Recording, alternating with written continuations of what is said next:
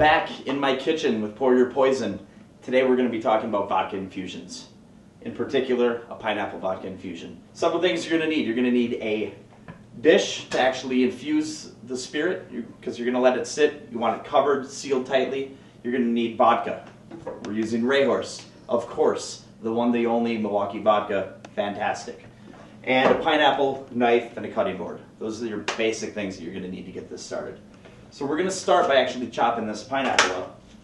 You're going to loose the top. Throw that right in the sink. You're going to lose the bottom. So what you want to do now is cut the skin off. You want all the pits out because this holds all the sour, bitter flavor of the pineapple.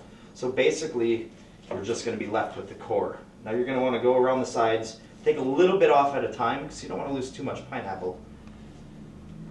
So as this happens,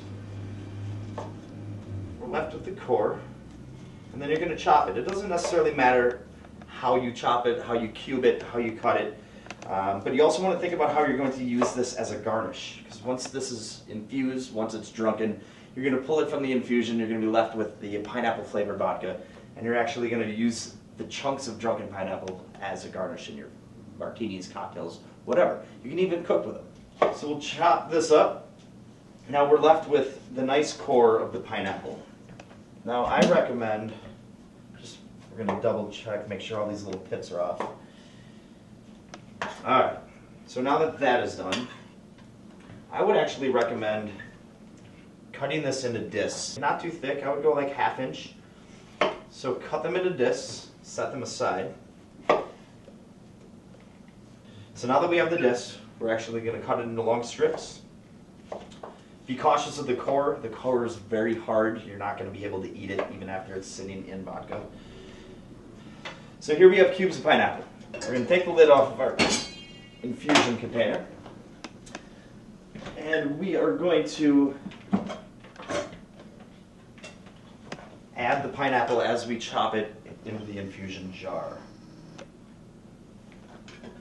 Now big jars are better because they're easier to work with, but you can use anything. You can use pickling jars, you can use bowls, you can use dishes as long as it's covered.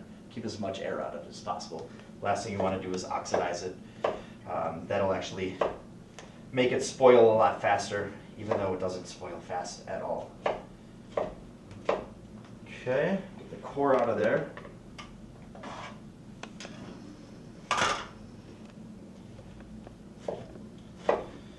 Now you can do this with other fruits and vegetables as well. And again, you can get a little creative. You can cut rings of peppers. You can cut rings of oranges, lemons, limes. You can use ginger. You can use peppercorns, anything you want, basically.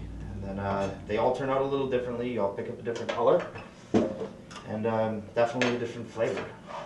So the variety on what you can do while making infusions it's basically unlimited. Alright, we're almost done here. Now, the next step is the important part. The vodka. This is how easy it is. You chop the pineapple, fruit, vegetables, whatever you're using, and then you just basically add your spirit. Again, we're using vodka, it picks up most of the flavor. This is where you're going to get a lot of, if you're using something different, a spirit with more flavors such as a gin, you're going to lose a lot of the flavor because you have a lot of botanicals in the actual spirit itself. This is why I choose vodkas when I'm doing my infusions. You're going to get as much possible flavor from the vegetable, fruit, herb, spice that you're actually using for the infusion.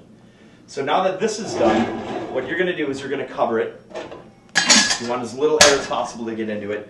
And you're going to put this in a refrigerator. You're going to let it sit for 4 or 5 days.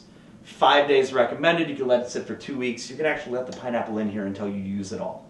But once the pineapple's infused, this is the part where you can actually pull out the garnishes. Use it in your drinks. You can eat the pineapples. You can serve it at parties. You can serve it on skewers.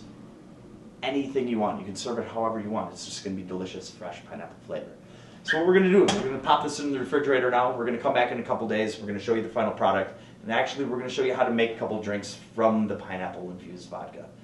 So again, if you have any questions, let us know. We'll show you how to make any kind of infusion that you're interested in. Questions, concerns, comments. We're always willing to hear what you have to say. So we're going to let this sit for a couple days. We'll see you in a bit.